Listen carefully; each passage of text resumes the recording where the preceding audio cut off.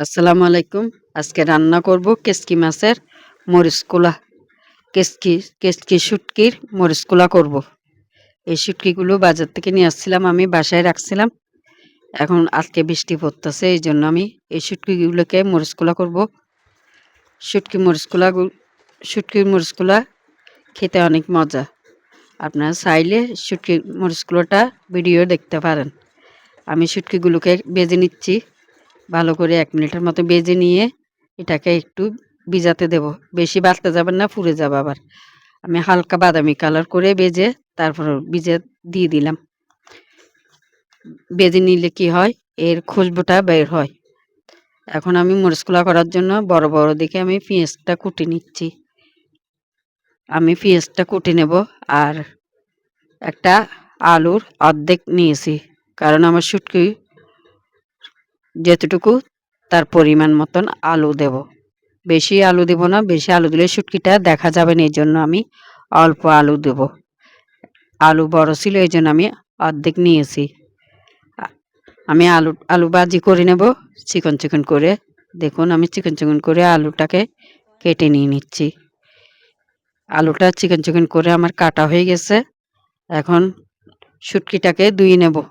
শুটকিটা ভালো করে 4-5 বার করে আমি এটাকে কচলিয়ে ধুয়ে নেব। এটা ধুলে এর মধ্যে বালু থাকে, পোকামাকড় থাকে, এগুলো চলে যাবে। ভালো করে ধুয়ে নিতে হবে। 4-5 বার করে আমি শুটকিটাকে ধুয়ে নেব। এটা শুটকিগুলোকে ধুয়ে তারপর আমি পানি ঝরাতে রেখে দেব। দেখুন আমি কীভাবে ধুচ্ছি। গুলোকে অনেক পরিষ্কার করে আমি 4-5 বার করে শুটকিটাকে ধুয়ে নিছি। শুটকিগুলো অনেক মজা হয়েছে, মরিচকোলা করছি যে আমি। দেখুন আমার শুটকিগুলো ধুয়ে আমি ঝরঝরা করে নিয়েছি। এই যে পরিষ্কার করে নিয়ে নিলাম। আপনারা চাইলে এভাবে করেও মরিচকোলা করতে পারেন। আমি চুলাতে তেল দিয়ে দিলাম। দেখুন একটা পাতিলে বসিয়ে তেল দিয়ে দিচ্ছি। প্রথমে আমি আলু ভাজি করব। আমি পানি ছাড়া মরিচকোলা করব। দেখুন আমি কীভাবে করি।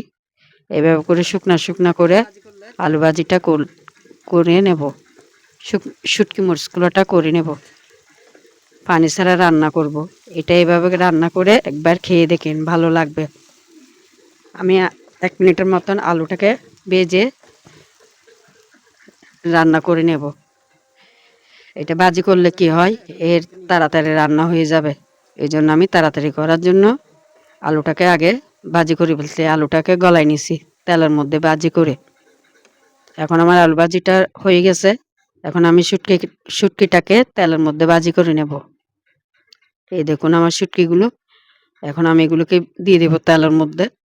এটাকে একটু ভেজে নেব। একটু ভেজে নিয়ে এটাকে তারপর ওর মধ্যে দিয়ে দেব পেঁয়াজ, কাঁচামরিচ, ধনেপাতা, এগুলো দিয়ে সুন্দর করে আমি এটাকে রান্না করব। আমার রান্নাটা দেখলে আপনারা ভালো লাগবে। এভাবে করে মরিচগুলো আপনারা করে খেয়ে দেখিয়েন।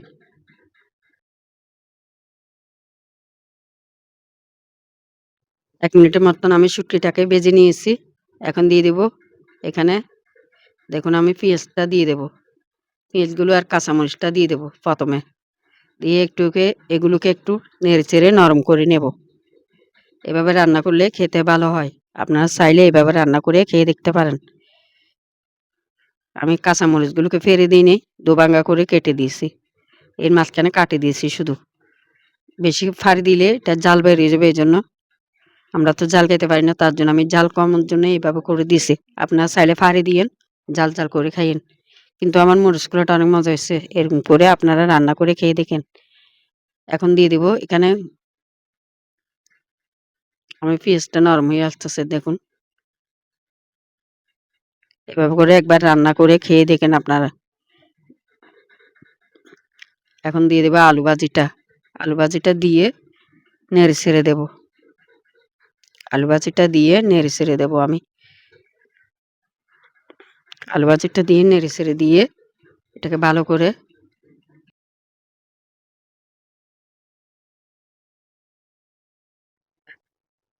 সবগুলো দিয়ে আমি দেখুন আমি নেড়ে দিছি। এখন দিয়ে দিব এখানে আমার 3-4 চামচ মরিচের গুঁড়ি আছে। তারপর দিয়ে দিচ্ছি দুই চামচ হলুদের গুঁড়ি, 1 চামচ গুঁড়ি মশলা, মাংসের মশলা এটাকে দিয়ে দিলাম। প্যাকেট মশলা এগুলো বাজারে পাওয়া যায়। মাংসের মশলা এগুলোকে দিয়ে ভালো করে আমি নেড়ে চেড়ে দিচ্ছি। এখানে আর পানি ইউজ করব না আমি। দেখবেন আমার শুটকি মরিচগুলোটা আমি এইভাবে রান্না করব। আপনারা এইভাবে রান্না করে একবার খেয়ে দেখেন। খেয়ে ভিডিওটাতে কমেন্ট করিয়েন। এভাবে একবার করে খেয়ে দেখেন। ভালো লাগলে আমার ভিডিওটা দেখেন আপনারা। আমি এইভাবে করে শুটকি মরিচগুলা করি। মাঝে বিয়েলে এরকম করে শুটকি মরিচগুলা খেতে অনেক ভালো হয়। আপনারা এইভাবে করে রান্না করলে এক বাসন ভাত খেতে পারবেন। এখন দিয়ে দিচ্ছি পরিমাণ মতো লবণ। দেখুন আমি লবণটা দিয়ে দিচ্ছি। তারপরে দিয়ে দেব, এটাকে ভালো করে নেড়ে চেড়ে দিয়ে তারপর দিয়ে দেবো আমি টমেটো আর ধনেপাতাটা। টমেটো আর ধনেপাতাটা দিয়ে নেড়ে চেড়ে দেবো। আমি আগে লবণটা দিয়ে একটু ভালো করে নেড়ে চেড়ে দিয়েছি। দেখুন আমি টমেটোও দিয়ে দিচ্ছি, ধনেপাতাটাও দিয়ে দিলাম। দিয়ে এটাকে ভালো করে নেড়ে চেড়ে দেবো। এভাবে করে মরিচ খোলাটা করলে অনেক খেতে ভালো হয়। আপনারা চাইলে এভাবে করে করে দেখিয়েন। আমি অনেকবার রান্না করছি এরকম কেসকি মাছের মরিচ খোলা।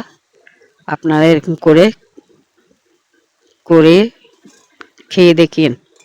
আমার ভিডিওটা দেখলে ভালো লাগবে আপনাদের। দেখে এভাবে করে মরিচ খোলাটা করিয়েন। দেখুন আমার শুটকি মরিচ খোলাটা হয়ে আসছে। আমি ভালো করে নেড়ে চেড়ে দিচ্ছি। দেখুন আমার টমেটোগুলো গলে গেলে আমার রান্নাটা শেষ হয়ে যাবে। দেখুন আমার রান্নাটা হয়ে গেছে। এখন আমি গুঁড়ে দেব। এখন চুলার জালও নেভে দেবো। আমার রান্নাটা হয়ে আসছে। শুটকি মরিচগুলো রেডি হয়ে গেছে। আমি গরম গরম ভাতের উপর নেব। আপনারা দেখবেন আমরা সবাই এই শুটকি মরিচগুলা দিয়ে ভাত খেয়েছি। বৃষ্টির দিনে এরকম শুটকি মরিচগুলা খেতে ভালো হয়। এরকম করে শুটকি মরিচগুলো আপনি করে খেয়ে দেখেন। এই শুটকির ঘ্রাণে অনেক ভালো লাগে। এই দেখুন আমি গরম গরম নিয়ে নিছি। দুপুরের রান্না খেতে অনেক ভালো হয়েছে। আসসালামু আলাইকুম। ভালো থাকিয়েন। ভালো লাগলে ভিডিওটা দেখিয়েন।